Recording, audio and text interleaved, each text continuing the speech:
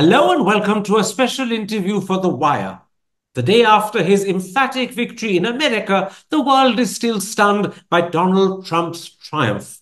He's likely to be far more powerful as president than he was the first time round. So what does that mean for America, and what will be his impact on the rest of the world? The answer to those questions will determine what the next 4 years are likely to be like.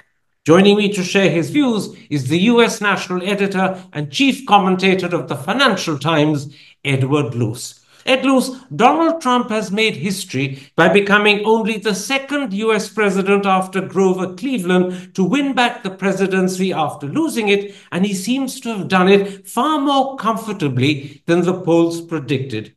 He's won the popular vote, and some people feel that when the final count is in, he might even have crossed 50% of the total vote. In contrast, Kamala Harris seems to have underperformed compared to Biden in both blue and red collar states. So let me start by asking, are you surprised by the result? Yes, I think everybody's surprised by the result. I'm not surprised by Trump having won. It was always a 50-50 election. That was never in any doubt.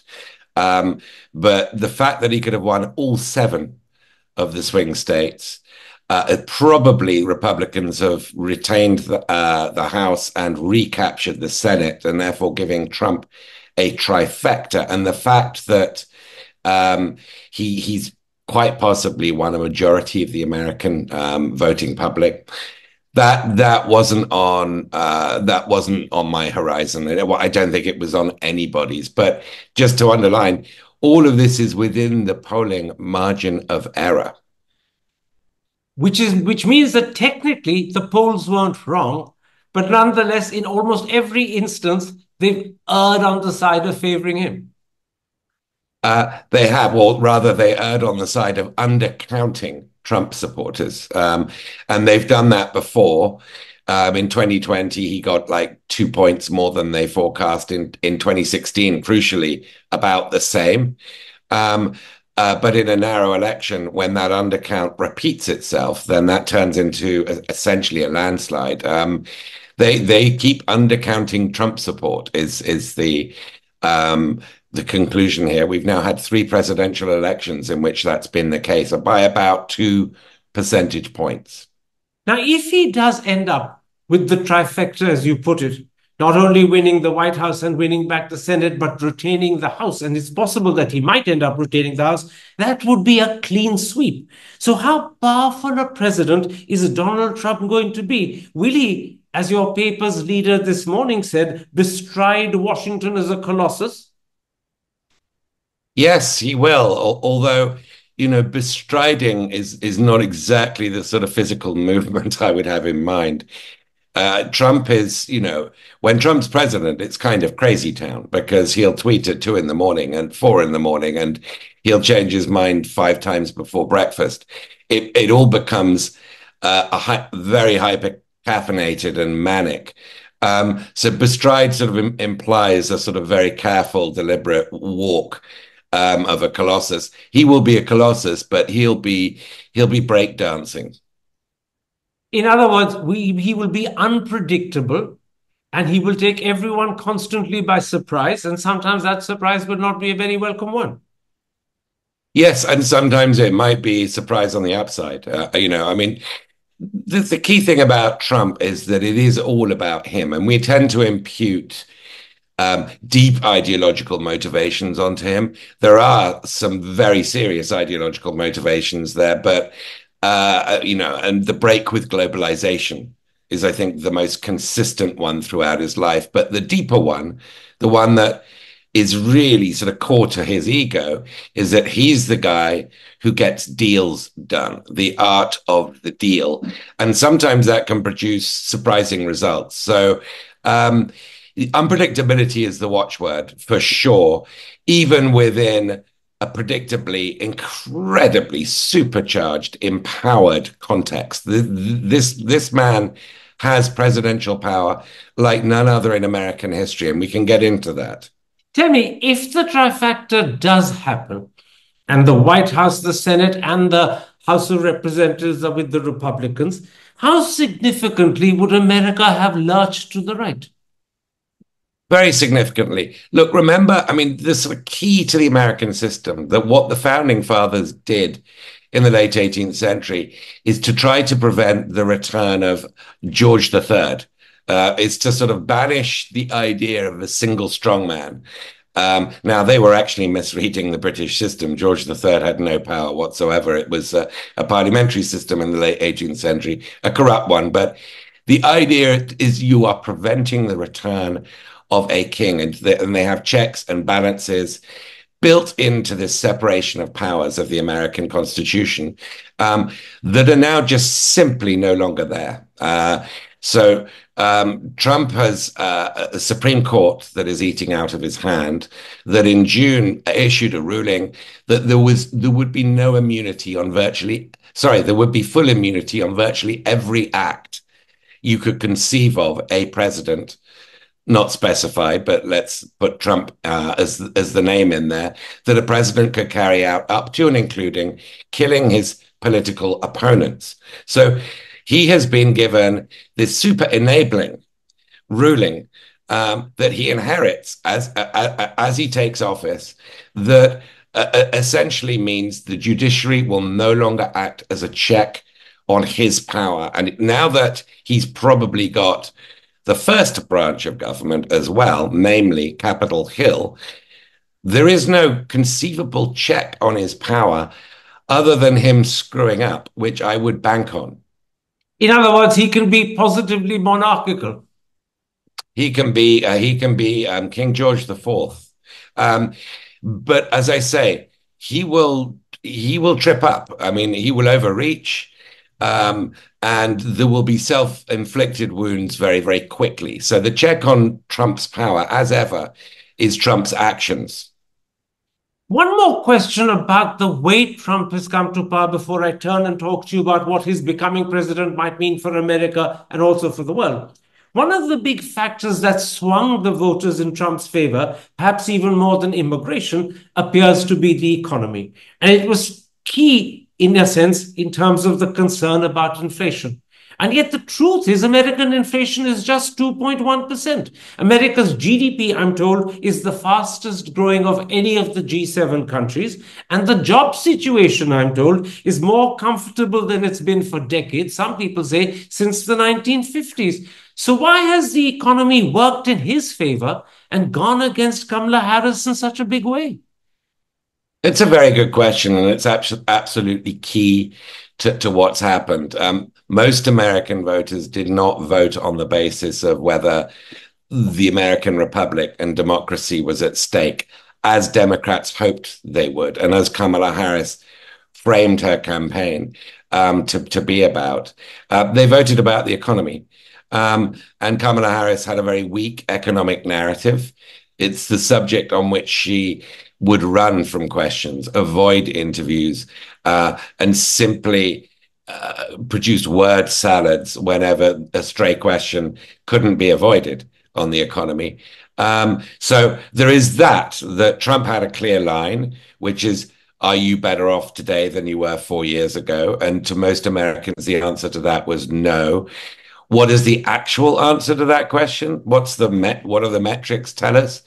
They tell us that Americans had roughly caught up with where they were in 2019 when before the pandemic hit, which means that what they remembered was real income growth before the pandemic, and what they remembered before the pandemic was Trump, and the supply chain impacts, the inflationary hit that we all experienced around the world, that occurred mostly during the Biden years, that have now been conquered. They're now under control.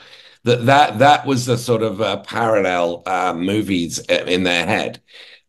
Trump is boom, and Biden is just sort of watching your budget.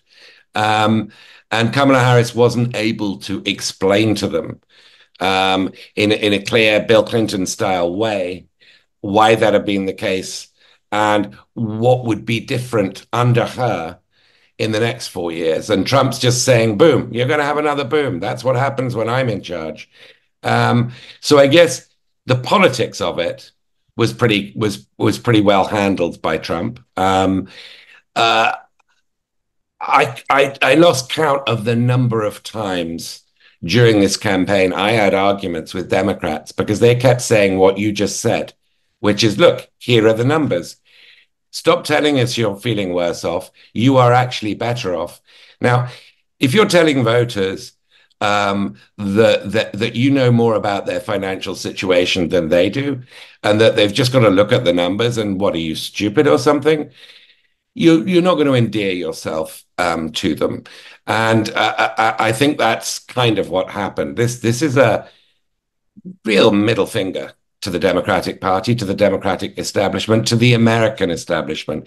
It's a real middle finger from a middle class that is actually, if you look at much more reliable indicators like life expectancy, suicide rates, etc., is not doing well at all. I just make one final point. The numbers you've given, Karen, quite correct numbers about growth, unemployment, inflation. These are all macro numbers and these are all averages. On average, if Mark Zuckerberg or Elon Musk walks into a stadium, everybody in that stadium is a millionaire. Averages mean nothing. The median numbers tell you that most Americans are struggling to keep their heads above water. And that is something I think that if you're part of an elite, you won't understand. Against that background, let's come in to what a Trump presidency could mean. And first, let me ask you about what its impact on America will be.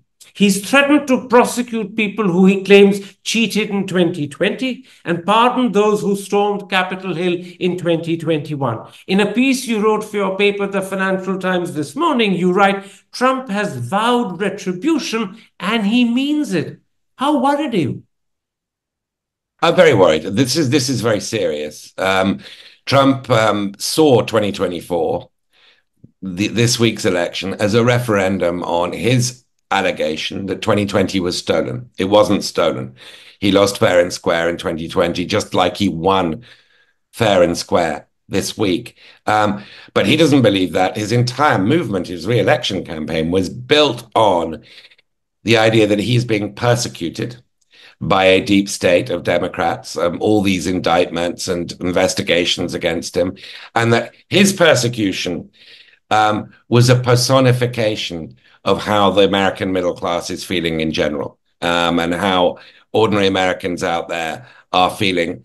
And so this is foundational to Trump's second term, that this system is rigged, it's corrupt, and he's coming after those who've been guilty of this.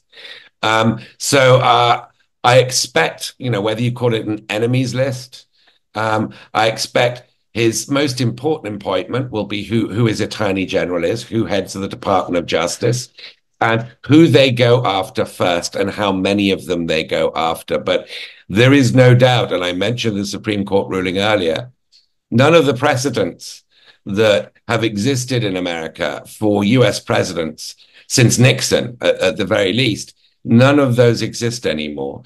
Trump has a clear field to target his enemies, and he will. There's no doubt about that.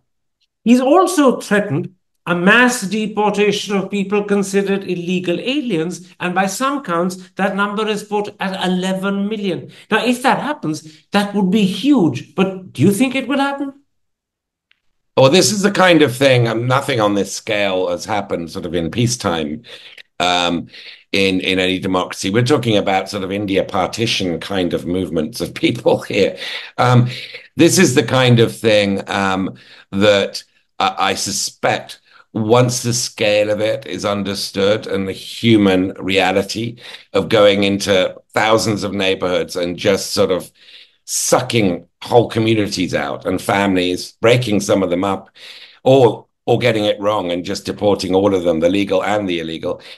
This involves a sort of level of militarization of society and the holding camps, the detention camps on the border with Mexico that would be required.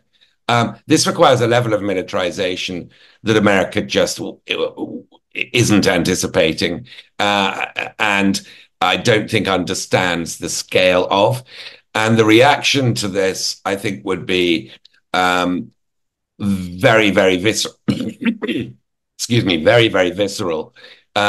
People haven't factored in what this really means at a human level, let alone as a logistical, organizational challenge. So he says he's going to do it. I suspect, this will get modified because it would be an immense act of self-harm for Trump to deport, actually, the numbers he's used are up to 25 million people. You're talking about vast chunks of America that are integrated with America, not just with the labor force, but in communities um, being ripped out. If it does happen, America will cease to be a democracy. You cannot do this. You cannot do this through normal due process. This involves martial law type situation. I have to believe that Trump's self-preservation instinct would cause him to modify his mass deportation program. I have no basis to say that, but I have to believe that he cannot want to sink his presidency so quickly. It does sound as if there's a streak of vengefulness in the man. Oh, deep. I mean, that's absolutely core. That is the key. His unpredictability and his sense of vengeance. These are sort of two really core traits. They're not ideological, but the impacts could be quite extraordinary if we see both of these carried through, if we take him literally as well as seriously. And then there's Project 25, which is a document of policies prepared by the Heritage Foundation, which talks of such things as replacing the top tier of Washington's bureaucracy with Trump loyalists. It talks about dismantling agencies of government such as the Department of Justice, Energy, and Education, and possibly the FBI and the Federal Reserve. I know that his campaign distanced itself from Project 25, but I also noticed that writing in your paper today, you say, and I'm quoting you, Trump has a mandate to overhaul the United States in unimaginably disruptive ways. Could some of the Project 25 ideas now end up seeing the light of day? Oh, I think most of them will. I mean, he distanced himself from this very radical 900-page document, which I read so that you don't have to. Um, he distanced himself because it is very extreme. It is very detailed, and that's not a helpful thing in a campaign. So he just sort of dropped it. The day after, it just got revived, as one expected would happen, because plan beats no plan. And this is a plan. And the core of it is to turn what's perceived to be a disloyal, corrupt deep state into an instrument of Trump's personal will. And that means getting rid of all the protections for civil servants, replacing them with loyalists, with henchmen, people who would not muffle or block Trump's instincts as he experienced in his first term, but people who would amplify them, anticipate them, act on them.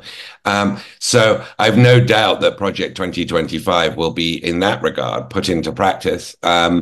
You've got Elon Musk, who is the sort of de facto running mate of Trump in this campaign, the richest man in the world, who not only gave a lot of money to Trump and funded a ground game to get out the vote, but also bought Twitter, and turned it into X and turned it into an instrument of Trumpian propaganda very effectively. Musk has been sort of promised by Trump a sweeping role as a czar of efficiency czar, which would involve closing down regulatory agencies, closing down whole federal departments of government, and generally turning Washington upside down. I suspect this also will happen to a degree, but you can't fire everybody. I mean, if you actually want to pull levers and something to happen, you've got to keep the machinery of state. So again, a bit like the mass deportation, I don't think we'll see this implemented fully, but even a sort of partial realization of this remake of Washington would be very radical. And is it beginning to frighten people, the possibility that this could happen? Yes, I mean, there's a lot of people in Washington who are, I mean, personally in fear of their future. Look, I don't think Trump can just sort of come along and say, "I'm throwing you into jail." Like you've got a solitary, you're in solitary in Rikers Island from now on. He's not quite George the Third. Even George the Third wasn't George the Third on that score, but he's not quite that sort of fascist man of will that can just sort of dispose of people. What the way it is done, and you've experienced this in India, is tax raids, is investigations, is stuff that sort of makes your life hell and bankrupts you in legal fees, and acts as a chilling effect on other potential critics or dissidents. And I expect there to be multiple sort of IRS audits of unhelpful journalists, for example, political enemies, adversaries he believes have betrayed him. Betrayal is a really sort of big deal in Trump's world. And so people like Liz Cheney, the Republican who endorsed Kamala Harris and investigated Trump's last attempt, the January 6th attempt to overthrow an election, they should be very worried. Mark Milley, the former chairman of the Joint Chiefs of Staff, who refused to weaponize the American military for Trump's personal political aims, he should be worried. John Kelly, Trump's former chief of staff in his first term, who recently called Trump an out-and-out fascist, he should be worried. There are people Trump believes have betrayed him, that this complete overhaul of the federal government, including the FBI, including the IRS, including the Department of Justice, means they have no place to hide. And just a sort of last point, if you were a dissident fleeing Hungary or Russia, or India for that matter, you could take your wealth with you. Well, you might have lost your country, but you've retained your wealth. You can't hide from the treasury. There's no place on earth, maybe Pyongyang, where you can actually have your assets safe from the long arm of Washington. Washington is the dollar is global. This is almost frightening. Oh, this is very frightening, and a lot of this is going to happen. And the ramifications are very, very hard to digest until we see it happen. And so, again, the question with all of these is we know where Trump's impulses lie. We know what his plans are. How far would he take them before he realizes this is injurious to him and to his ability to govern in the way that those 50% of Americans who voted for him would believe is serving their interests? Hi, I'm Karan Thapar. Over the last few years, I hope you've been watching my program, The Interview on the Wire. During that period, I've interviewed doctors, politicians, businessmen, scientists, authors, and even the occasional Nobel laureate. For me, it's been exciting. I hope it's been enjoyable for you.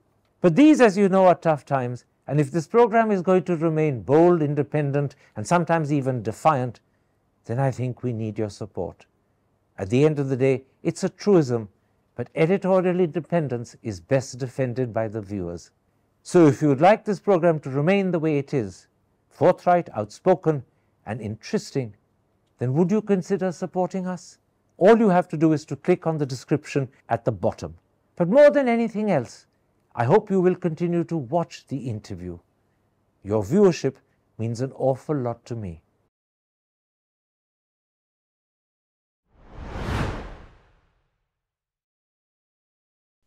Let's come, Ed Luce, to the impact Trump could have on the world. He's talked of imposing a 20% tariff on all imports and a far higher tariff, maybe even 60% on Chinese exports to the USA. Presumably, that will provoke widespread retaliation. Could we end up perilously close to a trade war?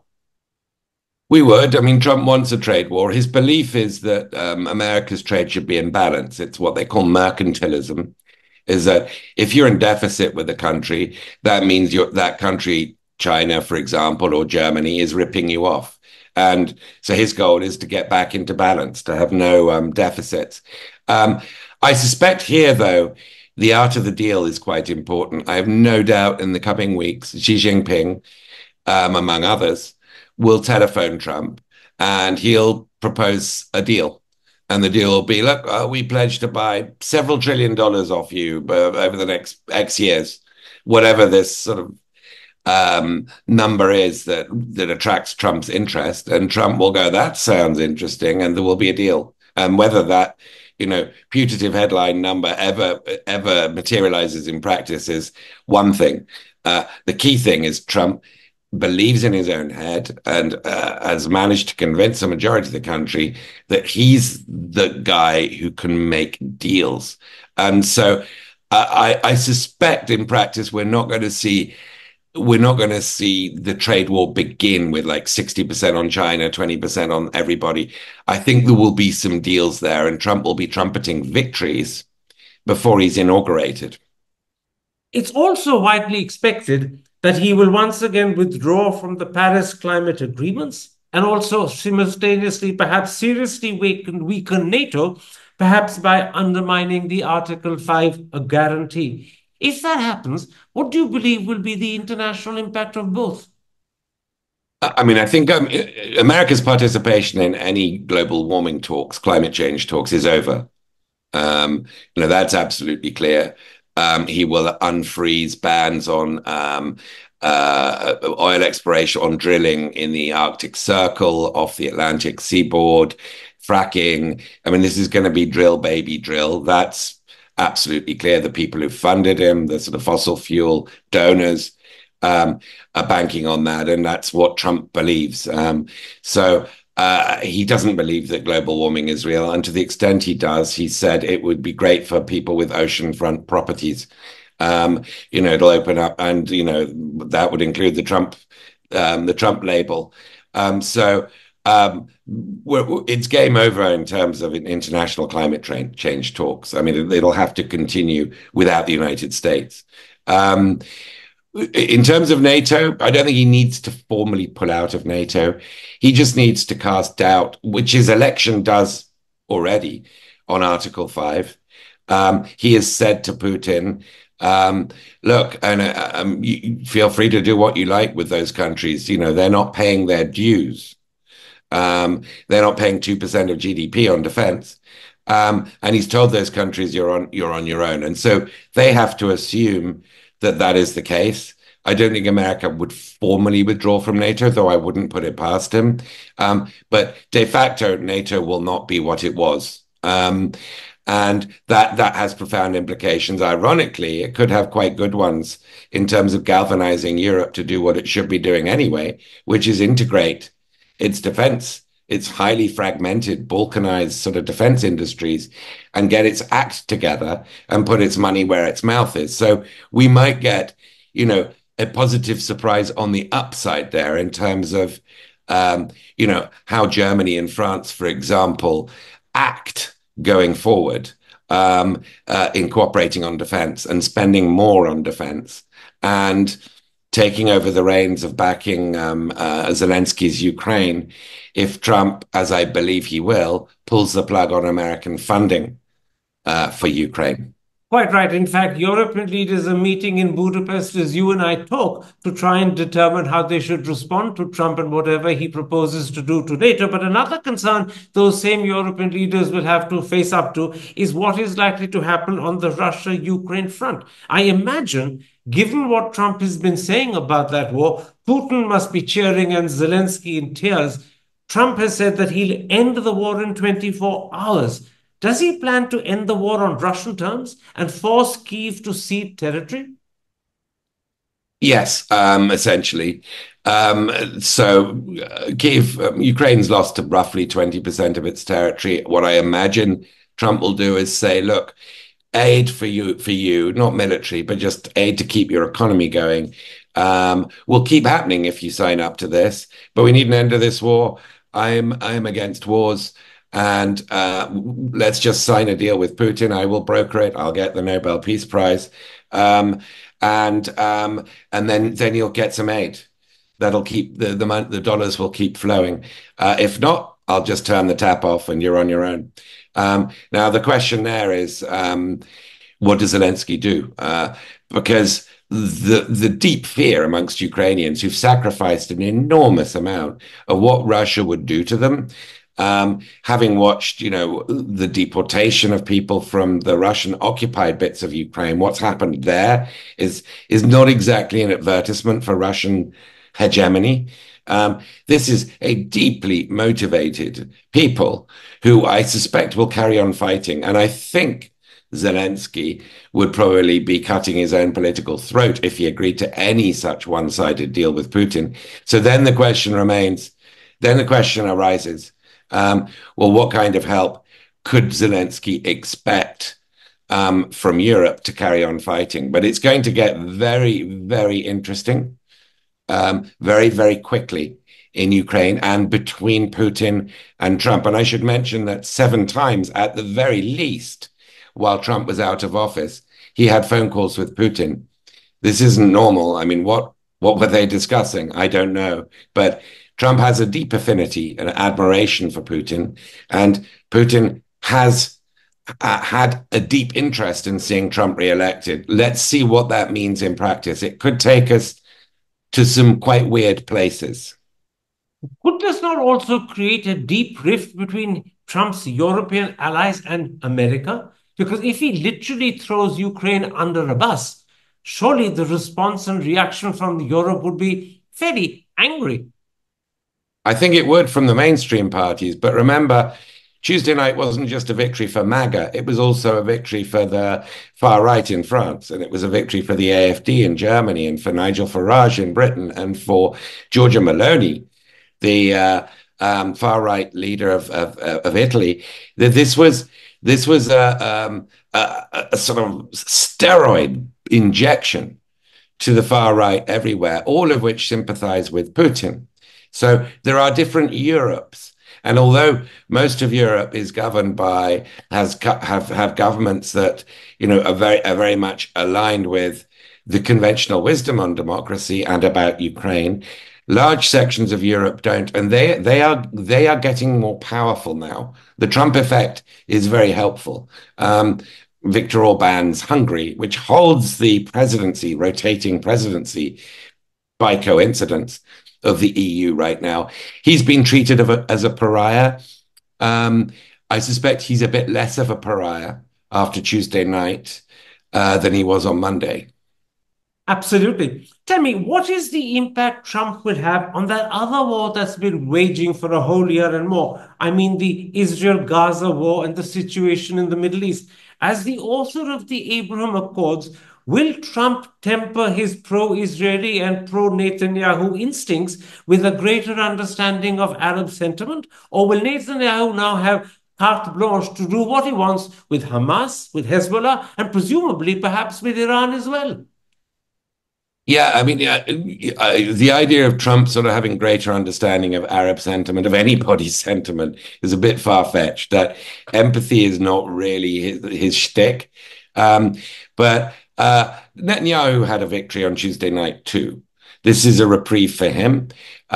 Trump has said, just finish the job quickly. I don't care how or what you do, finish it quickly. I suspect this means annexation of the West Bank, the ongoing ethnic cleansing of the Gaza Strip, which we're seeing happening anyway in the northern part of it, but quickly.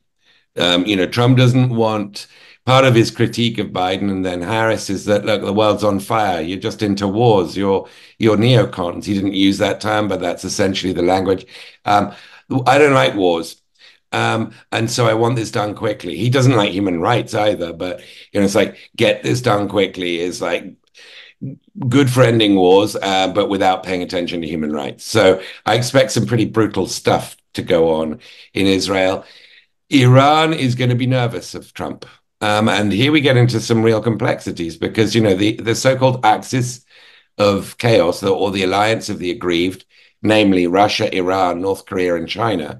Well, Russia's going to be quite happy with this massive Trumpian disruption. And it's not necessarily going to want its partner in Tehran to be getting into conflict with the United States. So there's going to be, and China, of course, gets most of its oil through the Strait of Hormuz.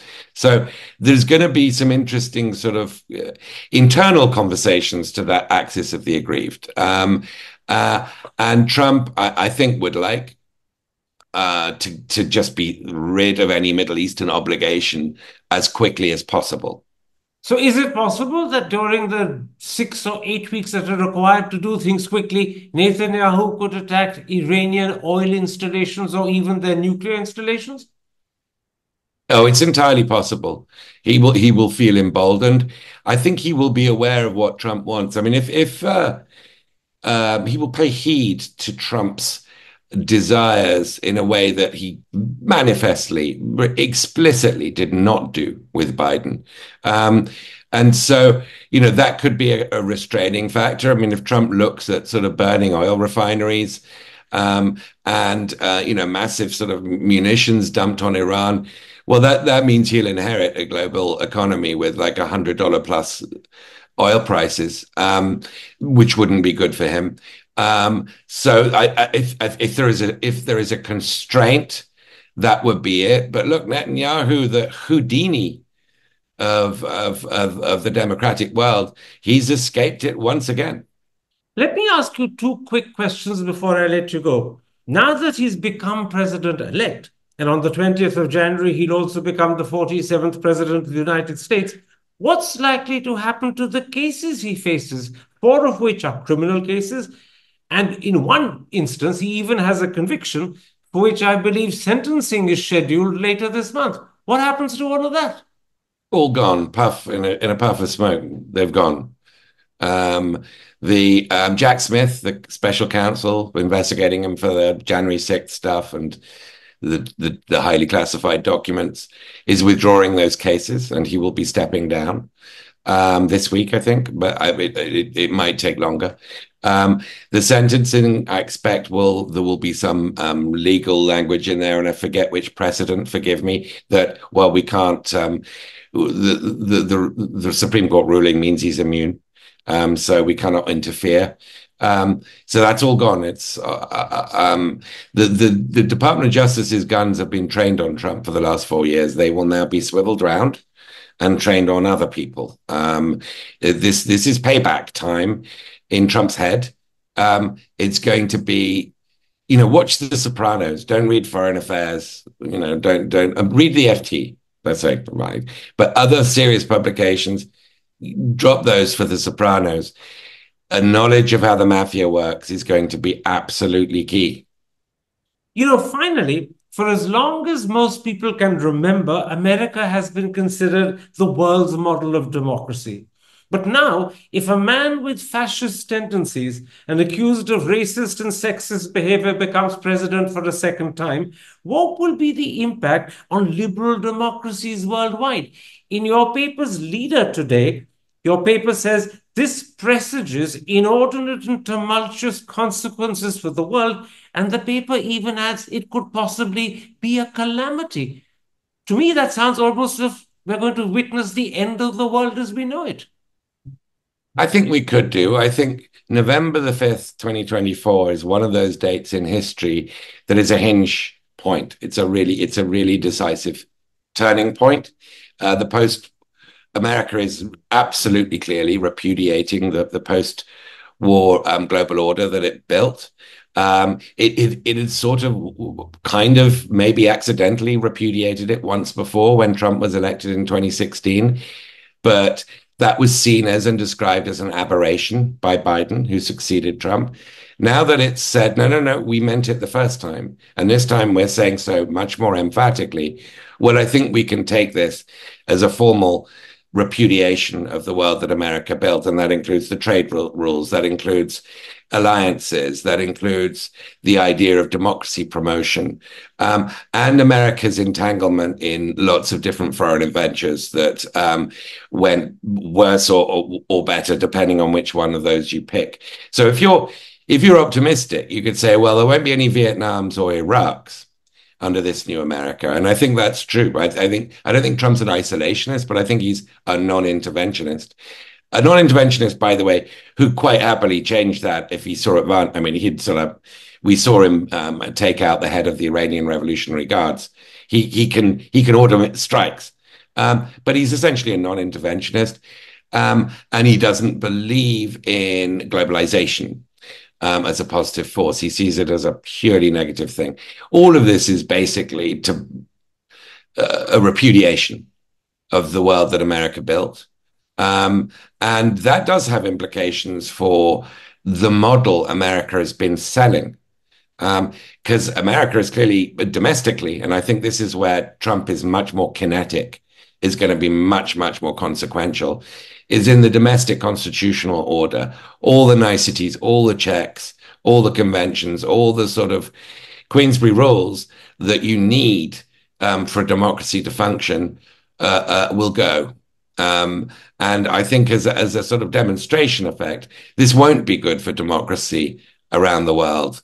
And it'll be particularly encouraging and inciting to those who are challenging it, to trying to do the same thing in their countries that Trump has just pulled off in the United States. So this is a momentous week. This is history will record this week.